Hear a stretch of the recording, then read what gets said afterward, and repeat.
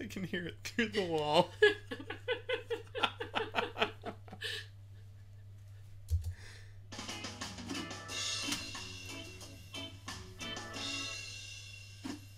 Hey, greetings there, fellow maker. Bill here. Britt here. And you're just in time for Prop Live Q&A, your weekly prop and costume making question and answer session. Today, what do we have today, Britt? Your questions. Questions. Our answers. And answers. And a 3D printer that sounds like it's the laughing bad guys from the Nintendo version of Kung Fu. Hopefully you guys can't hear it because it's in the other room, but it is a very loud printer. Yeah. Yes. Today on the docket, we got some things going on. Of course, we're taking your questions. If you guys are watching live right now, then you can submit those questions at punishprops.com/live. If you have any questions about the experience I've had with the Anet A8 3D printer, upgrading that printer, assembling it, all that stuff, dump those questions in the forum we have, the one at punishprops.com/live, and we'll get those, and Brittany will bring them up, and then we'll answer them. So yeah, there's some questions for you guys to ask. Of course, if you have any other prop and costume making questions, just dump them in there. If you're not watching this live, still send us a question, and we'll answer it next week. So there you go. That's how this whole thing works. A few things, some housekeeping. We're going to change up the format of this show a little bit. We're just going to be experimenting. We have some stuff we want to try. We'll still be doing it as close to every week as we can, Thursdays at 5 p.m. Pacific. But also, we've been getting lots of questions that are very sort of big, like, give you an example. Someone will say, hey, I'm going to start building a costume, this big elaborate costume. Where do I start? Sort of a big open-ended question, right? Those questions are kind of hard for us to answer on this show specifically. We just have one or two people. What you guys have is access to the hive mind of the prop tarts.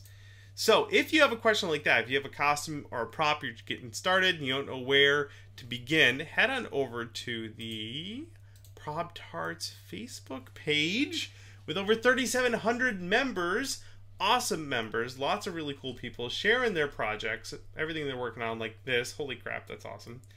And if you have a question or a costume you're going to get started, you could drop a reference image in a post here.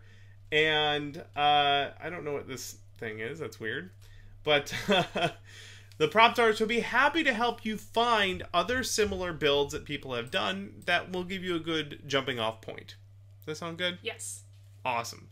So another good incentive to go over to the the Prop Tarts of Punish Props Facebook page and join and see what everyone's doing over there, because it's a great group, a bunch of wonderful makers sharing a bunch of really cool projects. It's incredible. Like, yeah. I can't keep up. There's so many awesome things. I love it so much. It is really, really good. So, cool. That's good. If we get questions like that in the future, we will probably just forward you guys over to the Prop Tart page. Yeah, the problem with the form is an email address isn't required, so I can't respond saying, hey, we won't be able to cover this on the show because it's too broad of a question. It would take like 30 minutes to get through. So, like, if we don't answer your question on a Q&A, that might be why. So, just so you know. All right. What have we been up to? What have we been up to? I put out a couple videos. Yeah, you did. For example, if you go over to punishprops.com, by the way, everybody, if you scroll down, if I make this fill the whole screen, like so, there we go. Pretend I do this all the time.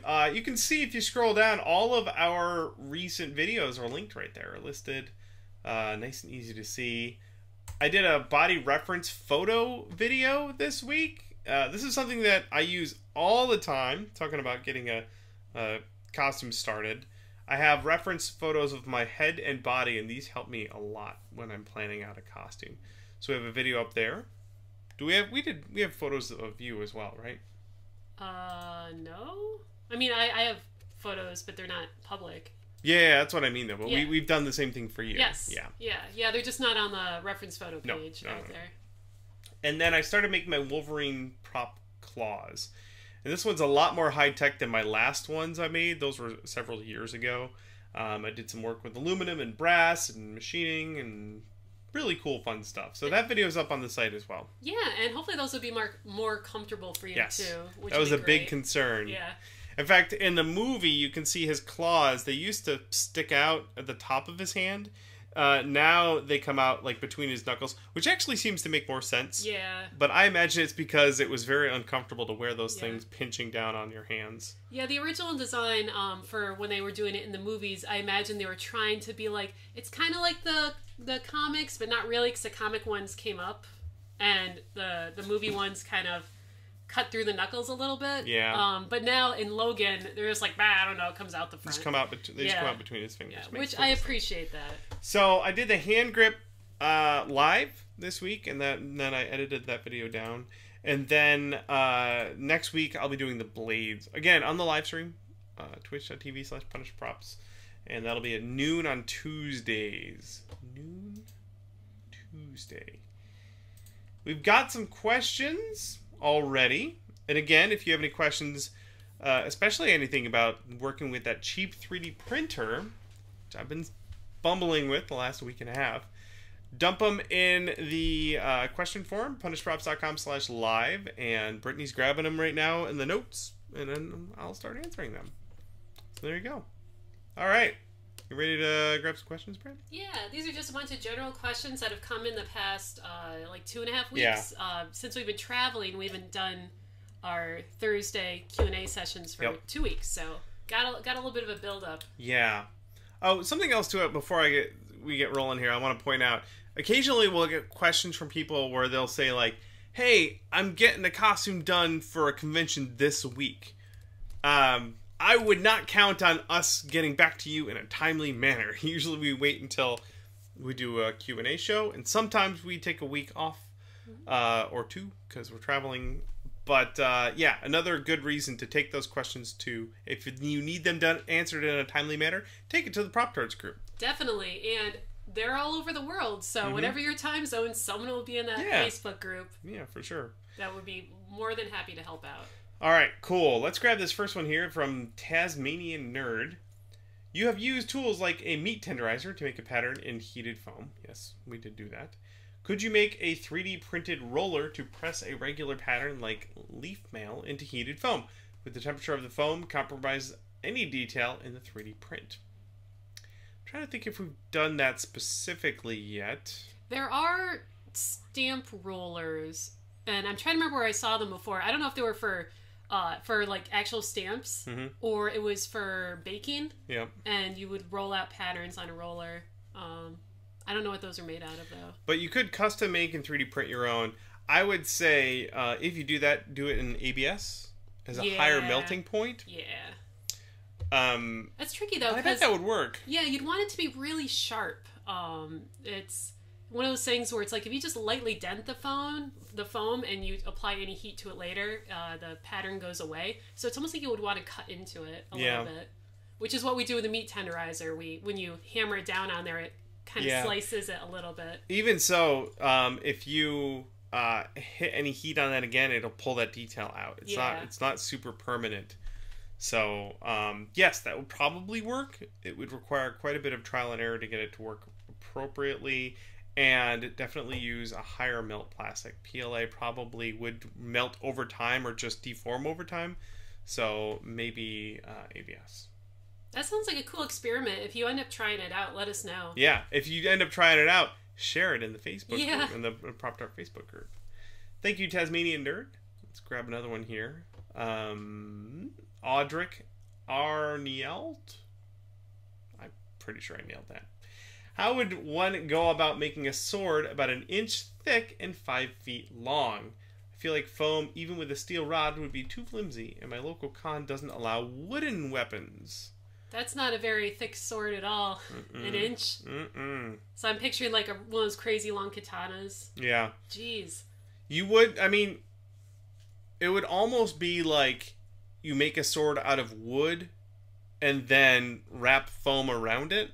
That's what... Like a thin skin of foam? Yeah, Svelana does that with balsa wood, which for 6 feet long, that wouldn't be strong enough. You'd want wood with a grain in it.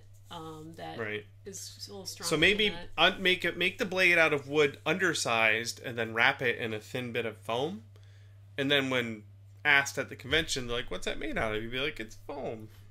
Yeah, maybe that would work. That's a good idea. Yeah. I mean, that's what, like, if you're in the Nerf gun aisle and they have any of the Nerf weapons, if they have the swords, when you poke them, there is, like, a plastic core in them. Yeah. So there's some kind of... They're not just solid foam. So... Those aren't 6 feet long, though.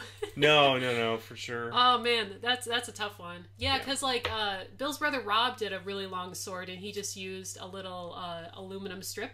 And so it's wiggly in one direction. Yeah, it's kind of floppy. Yeah. It worked out okay, though. Yeah, look good for pictures. Yep. Thank you, Audric. Let's grab this next one here from Skillshot Design. I recently saw a YouTube comment that suggested running a palm sander near a recently poured silicone mold would help remove the air bubbles. Sounds like a neat idea, but do you think that would help? In my experience, there are other things you can do that would be more beneficial. So, the best thing you can do is, after you've mixed up your silicone, put it in a degassing chamber that will pull all the air bubbles out. Good to go. And then when you pour the silicone, if you have a... Let's say I'm pouring it in this mug, and there's a piece in there. Pour it on the side, the lowest spot, and let the silicone fill and cover your piece. If you plop it right down on that piece, it may trap air bubbles under it. You want it to like flow into all the cracks and crevices.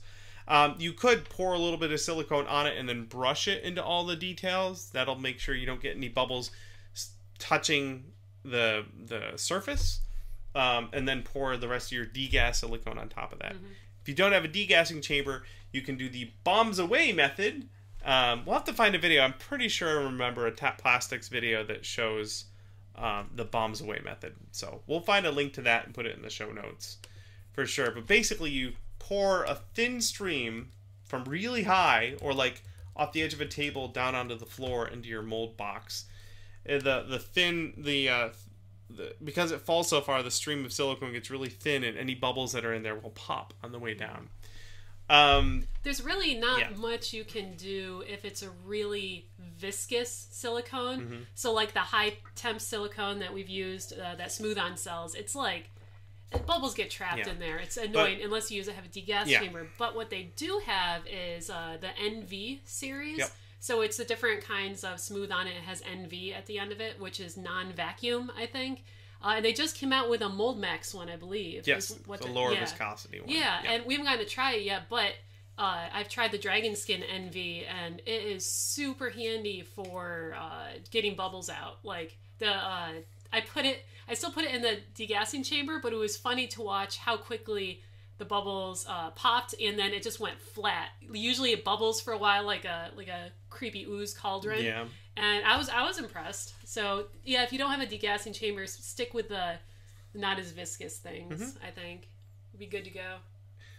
So there you go. Those are the things you do. I think if you just do the bombs away method, if you do that, you don't have to worry about the trying to run a hand sander next to it.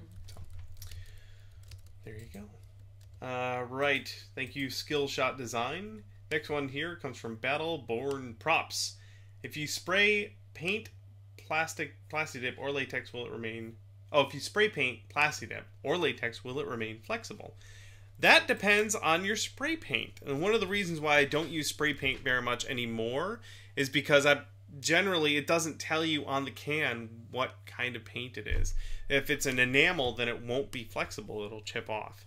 So that's why a lot of times I like using those Angelus leather paints on my armor. Anything I know is going to flex is because I know that stuff will stay flexible. So I have a critter spray gun. I have an air compressor. I put the acrylic paints, those Angelus leather paints. I put them in the critter, and I'll spray that on my costume to get nice, good coverage. And then I know for sure it's going to stay flexible.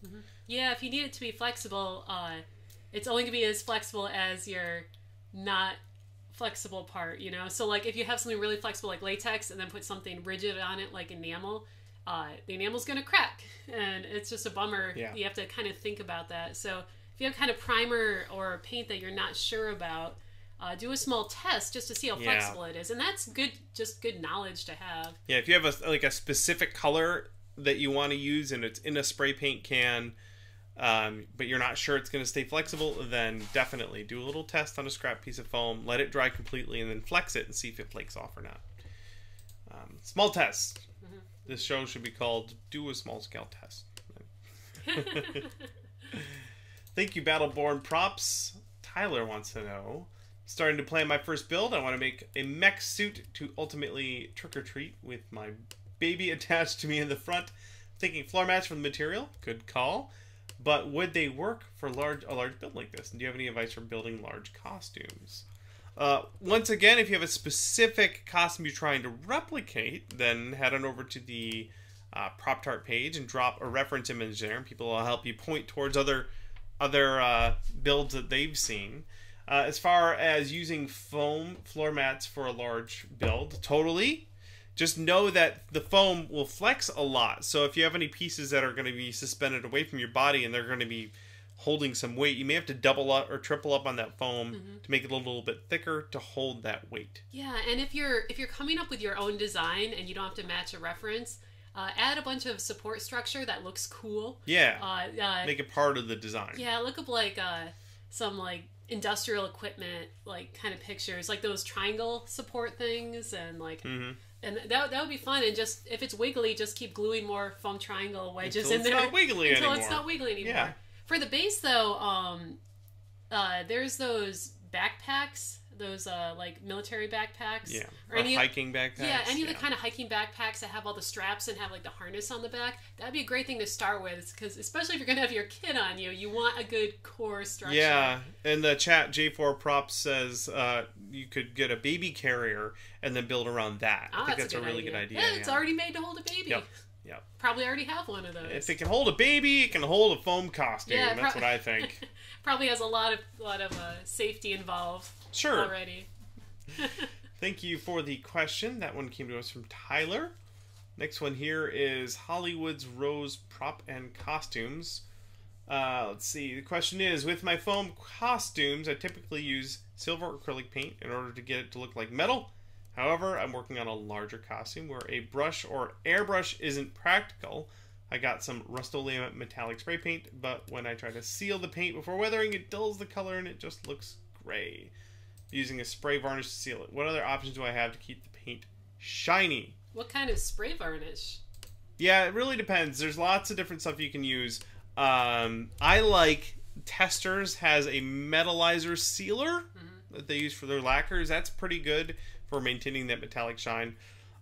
You might just try and get away with not sealing it, not putting a clear coat on it. Just put several good layers of that metallic spray paint that you have, and so that if it does wear away a little bit, it's not gonna wear down to the foam. Yeah, I'm wondering, because there's matte varnish and gloss varnish. The matte varnish dulls everything, so if you're using that, that's probably what happened. If it's a gloss varnish, and I don't know why it looked gray.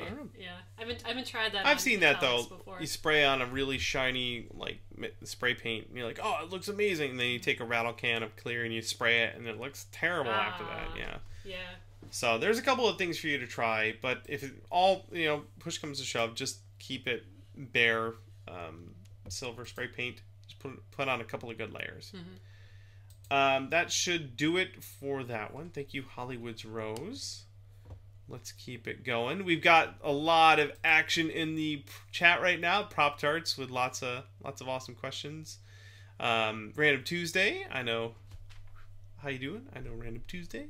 Happened to me with gold chrome spray paint. Yeah, it's the same thing. You spray on that nice gold chrome. You're like, that looks awesome. I better protect it. And you hit it with a clear coat, and it makes it super dull and terrible. Yeah, I'm sure there's a lot of science behind that, with like the way light refracts and like how it bounces off differently when you put another coat on it. It's a lot to learn with that. Once you get a good system down, though, then you'll be set with whatever materials and she's pointing out floor varnish worked pretty well. That stuff that Ted likes. We have that. Yeah, I have it. I haven't really used it. I think we've had it for like 2 years, and we still haven't tried it. The future floor wax or finish or whatever it's called. Yeah. That's something else to try out. So, There you go. All right. Next question from Smack City. What Anet upgrade has made the biggest improvement for your prints so far? This one's interesting because I've made several improvements to help with the quality. So tomorrow's video is going to be on the safety, and then the next week video will be on the quality. But I've already tried lots of different stuff for the quality. It so far it hasn't made any drastic improvements. I've tried what was the big one? The fan nozzle. I replaced that. So what I'm finding is a lot of people online have done upgrades, and they'll say, "Oh, here's the thing I did, the one thing I did, and that made a huge improvement." I've tried all of those things, and none of them have made a huge improvement so far. So far. I think the major issue with this printer is that the frame is acrylic plastic, just sheets of acrylic, and that frame will flex under stress. So anything you can do to stiffen that up should help. The drive belts, the thing I'm printing right now, should help the drive belts be stiffer. I'm buying some upgraded drive belts, some fiberglass reinforced drive belts, to see if that helps. But it seems to me like the belts flexing or stretching, or the frame flexing, and therefore the belts being a little bit wobbly. I think that's probably the biggest culprit to print quality. I won't know until we replace those. So I've ordered some new drive belts. We'll give it a go. So that'll be not tomorrow, but next Friday. In a week. Will hopefully be the we got it to print better video. If not, it's going to be here's all the things we tried, and it still prints the same. Mm-hmm. It's not like I could print something with it right now and have it be okay, but that being said, I would like for it to be a little bit better. What was the thing I did? Oh, the nozzle seemed like it was a little bit misshapen, and I drilled it out with a 0.4 millimeter drill bit. That seemed to have a little bit of an improvement, just a tiny bit though, nothing drastic. What else? Yeah, I think really just getting that frame stiffened up is going to be the big thing. We'll see though. We'll know next week. It's literally printing pieces right now. Cool. All right, let's keep rolling. Thank you, Smack City, for the question. If anyone else has questions about the Anet build that we're working on right now, please drop those in the forum on punishedrops.com/live, and we'll grab it and answer it here for you. Zach has a couple questions. I have recently gotten into World of Warcraft, and I love the look of the Lich King. How would you go about making his armor? Once again, if you want to get more in-depth insight into that sort of stuff, head on over to the Prop Tarts Facebook page and drop a picture in there, and people will help you point you towards a bunch of other cool builds. However, I can show you on, I believe it was on Tested. My buddy Frank Ippolito and his team just put together the Lich King costume. And I'm stalling because the pictures or the page is loading. It's for the new Hearthstone expansion. It's the Frozen Throne, and so they got commissioned to do a Lich King costume, and it was at San Diego Comic-Con. Yeah, and it's been showing up in Hearthstone videos that are super funny. They're definitely worth watching.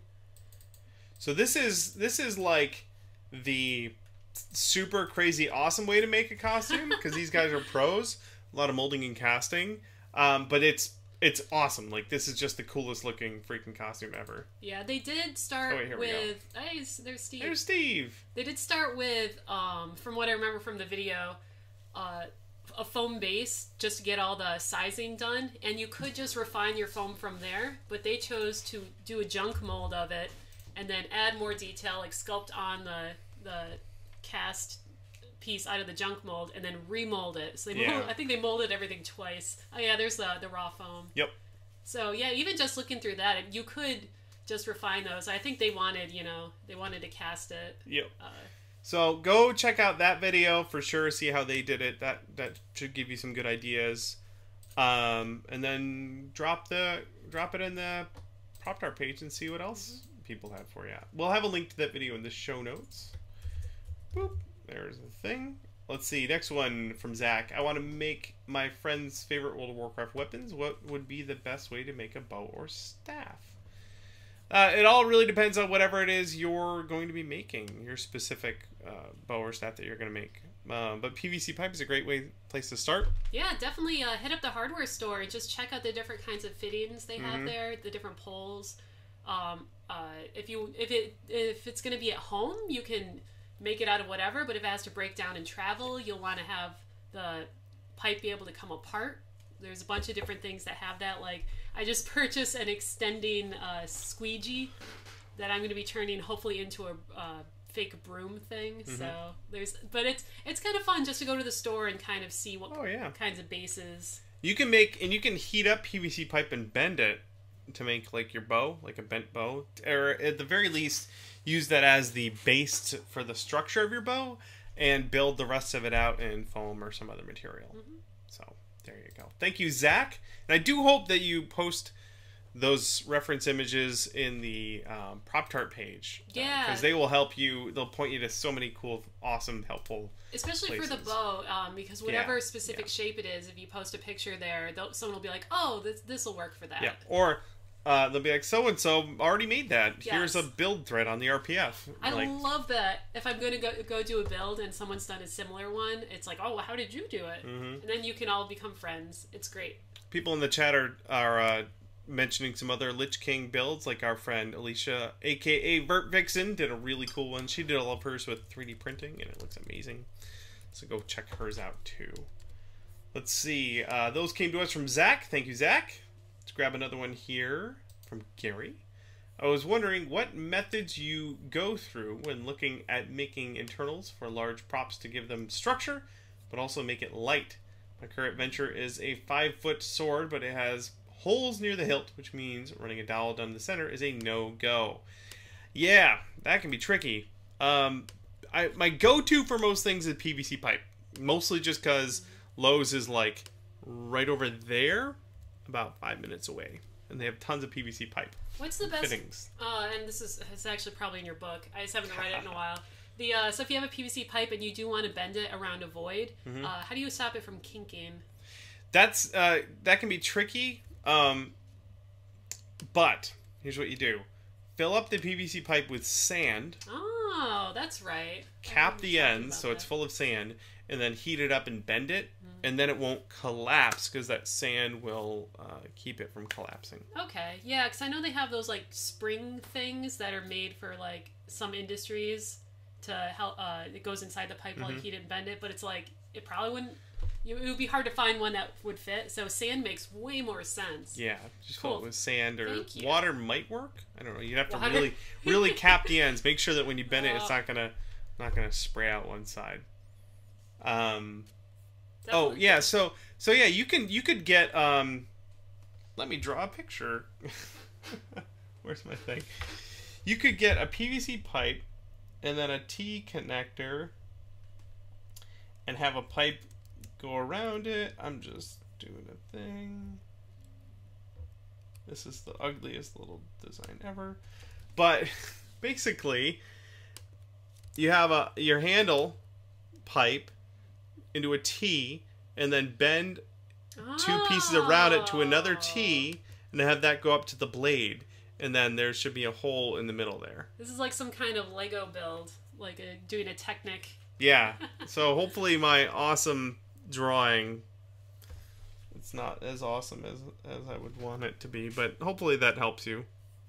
But getting those bent in a semicircle is going to be challenging, again, without it kinking. So fill it with water or sand, and then heat it up and bend it around something like a coffee can or something of the appropriate size. That should do it. I've never done that exactly, but I think it ought to work. So give it a try and let us know how it goes. I've done it for certain things where I've just let it kink, and I didn't care because it's all going to get covered. Right. Great. Thank you, Gary. Good question.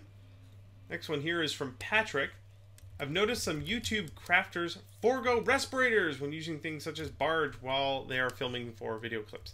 I understand that so that they're able to talk to the audience. So my question is, have you ever considered using a microphone designed to be used inside a respirator? I didn't know such a thing existed. Holy crap. That's awesome. It's $267. That's neat, though. That is really neat. That's super cool. So then you could hear my breath like... What the crap? That is so cool.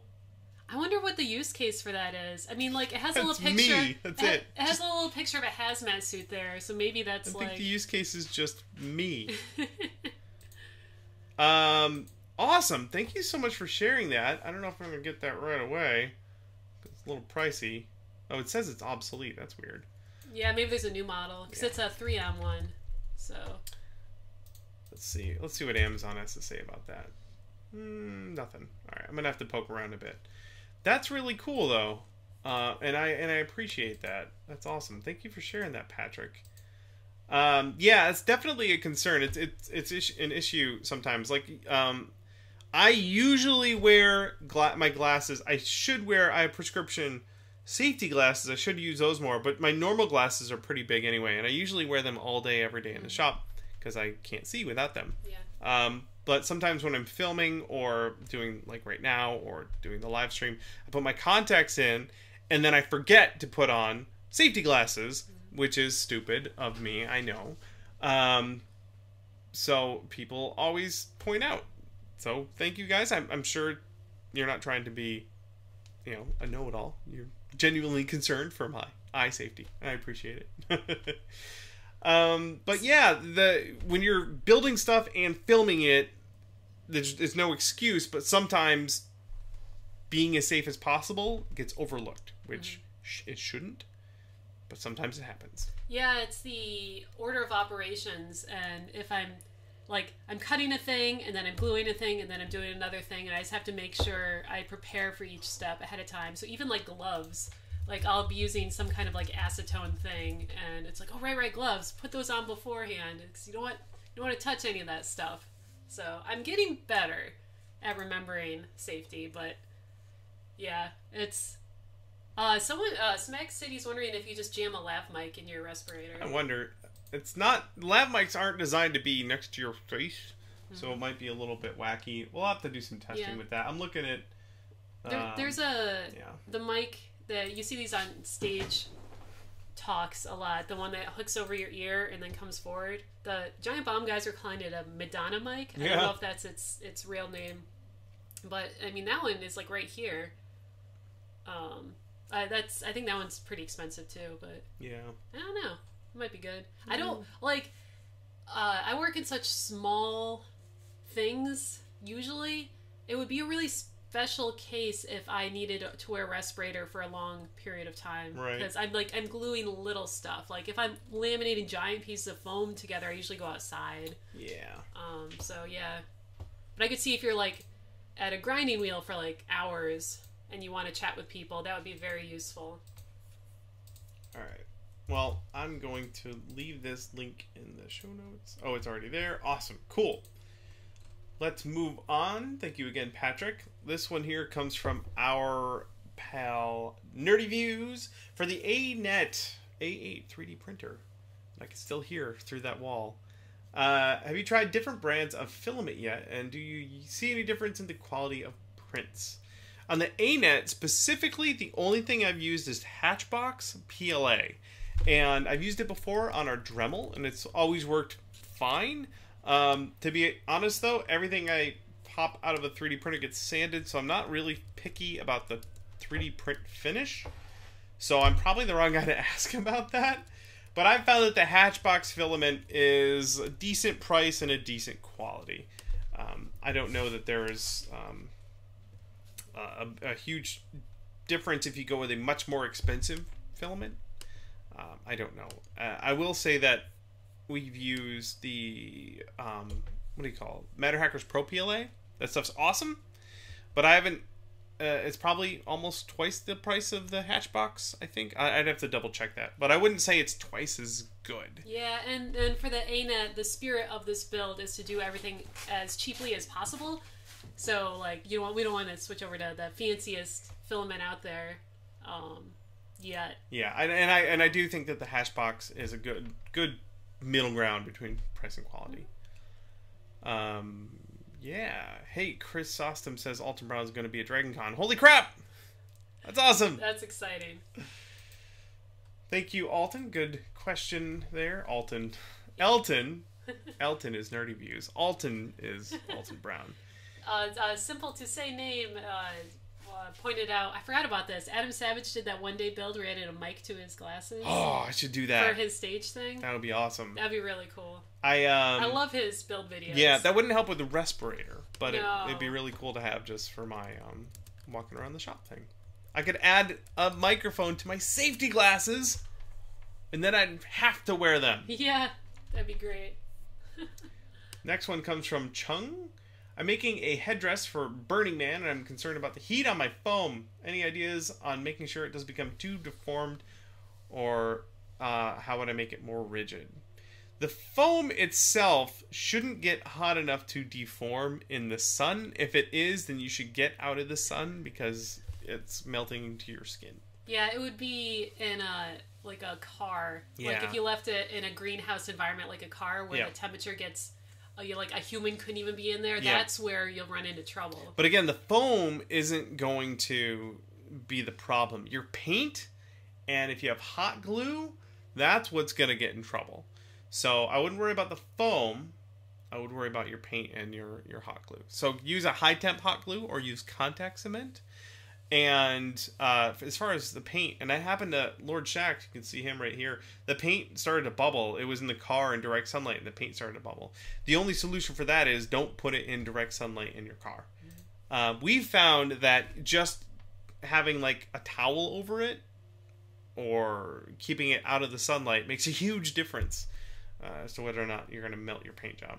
So there you go. Don't worry about your foam though. Your foam is going to be okay.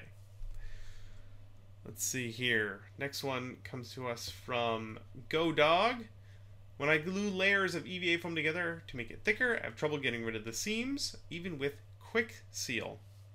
So this is if you splurge and get foam that does not have a texture on one side. So if you go buy some TNT Cosplay foam, which is awesome, or if you take your textured floor mat foam and sand the texture off of it with a belt sander, it's a pain, but that will help make sure that when you glue them together, you're not going to have a seam between them. That makes such a huge difference because that textured side does not want to glue to another textured side.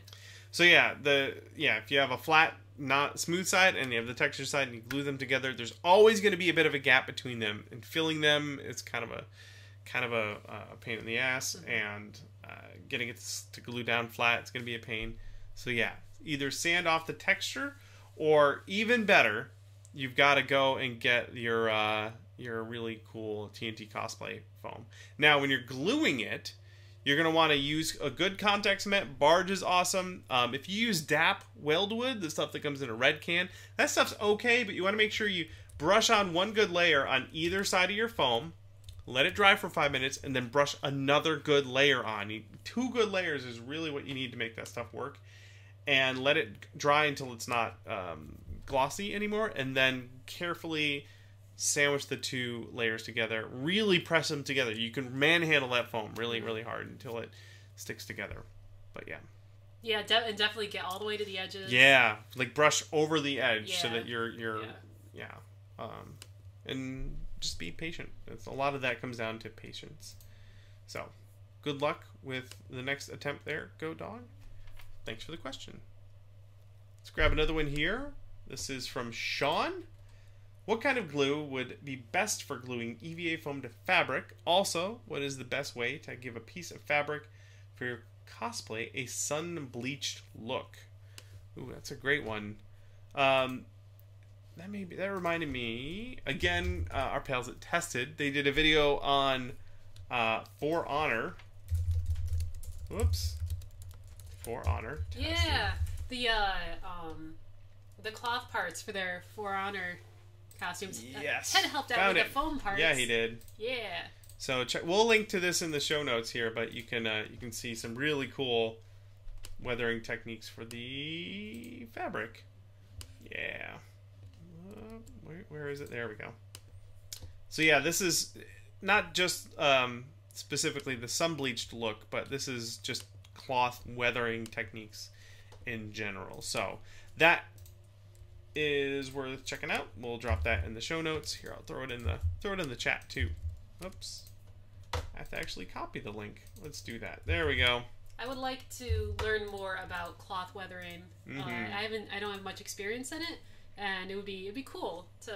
I mean, as far as I've taken a watered down acrylics in like a spray bottle and sprayed stuff, but I haven't tried to lighten things. Yeah, like, yeah. You could do a mixture of bleach. You'd want to do a test piece to see what the bleach does to your fabric. But I haven't tried that stuff. It'd be really fun to learn.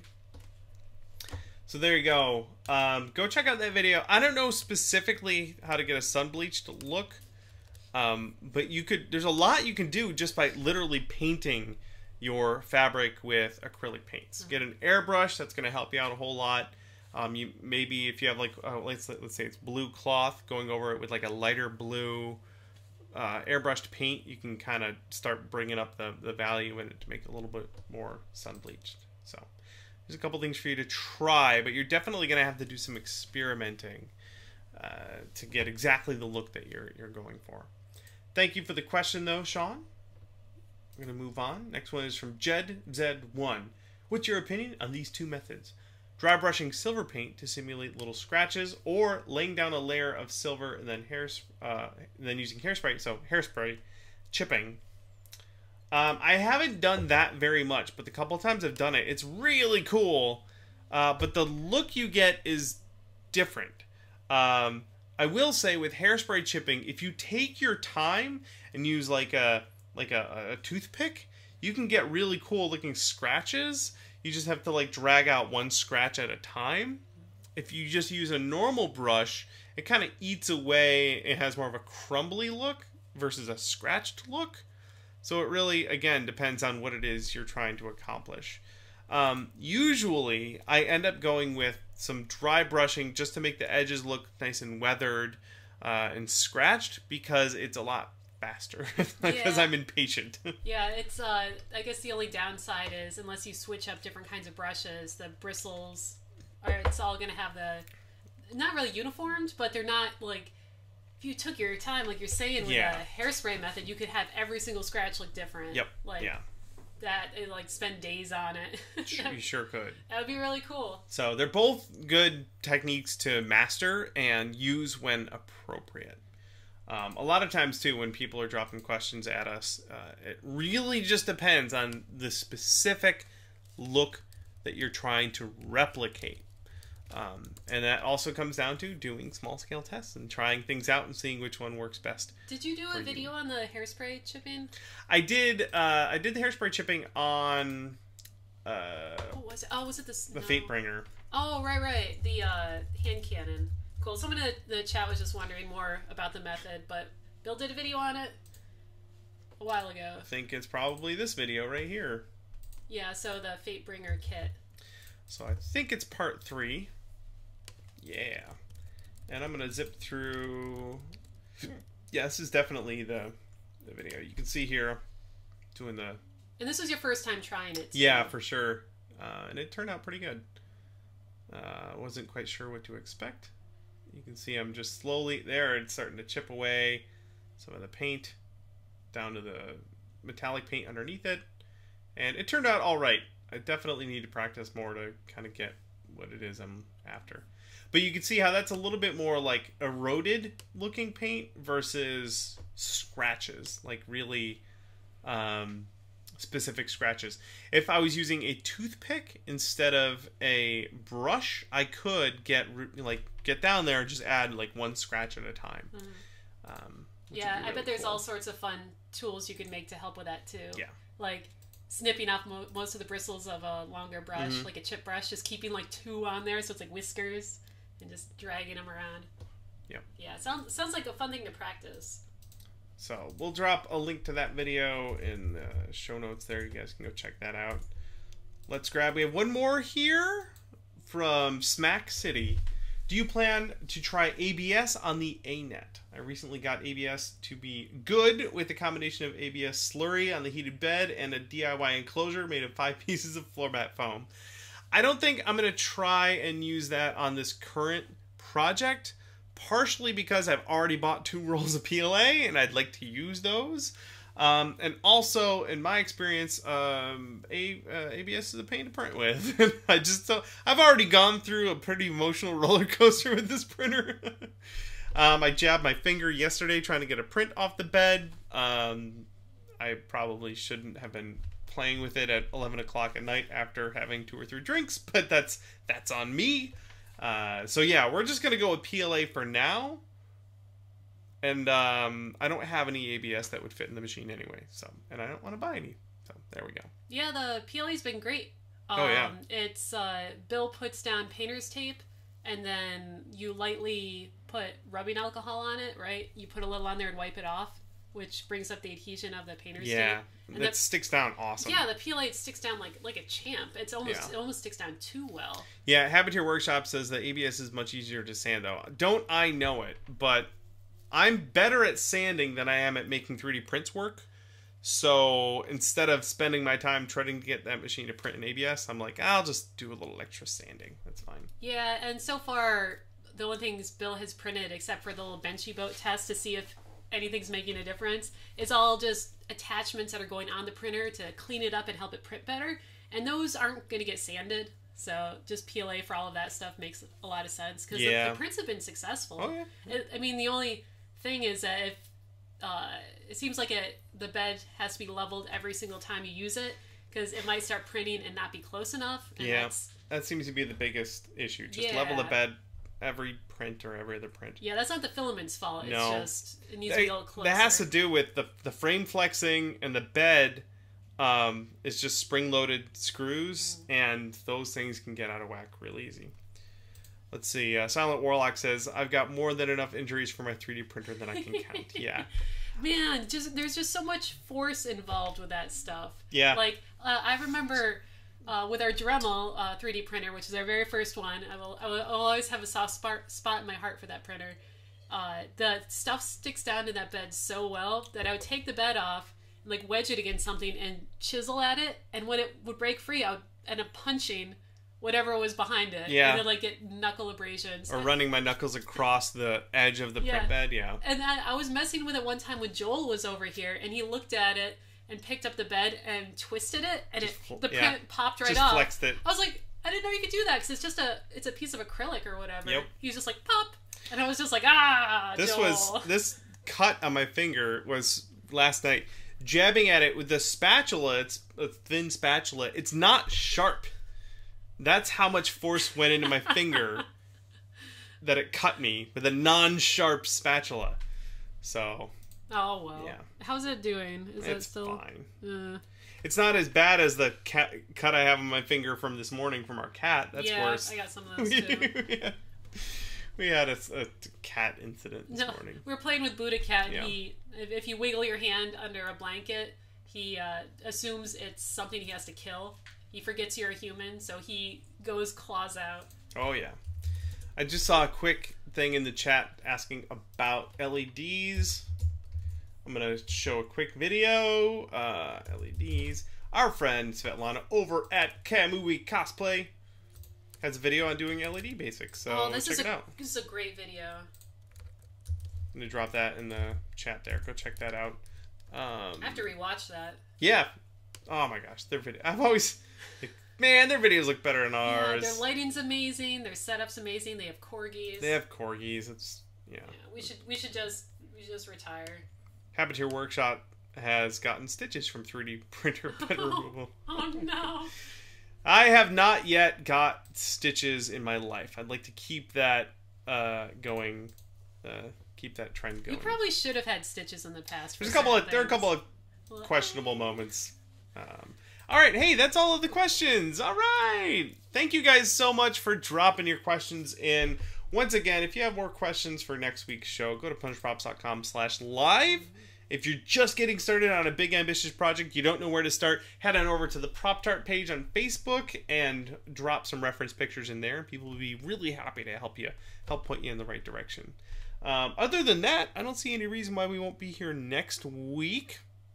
We're going to go see the Eclipse, but that's a couple days after. Yeah. So yeah, we'll be back next week. Hooray! Hooray! We're not going to New York or Texas or California in the next 2 weeks. Yeah, and we'll see if I can get a guest lined up that has a specific technique that we could do almost a whole episode about. Yeah, we'd love to do a more themed episode. Yeah, I'll see if I can do that soon so that we have a couple days of heads up and we can focus on a topic and we can ask all the questions about that one. It's kind of what when Modulus Props was on, I kind of took over the episode and kept asking about Creature Cast. Yeah. But he's used it a bunch and I was like, I need to know. So Yep. that was helpful. That was really cool to actually get more in depth into it. So something more like that would be great. Yeah, for sure. Okay, cool. That's it. It's just about dinner time for us. We're going to head on out of here.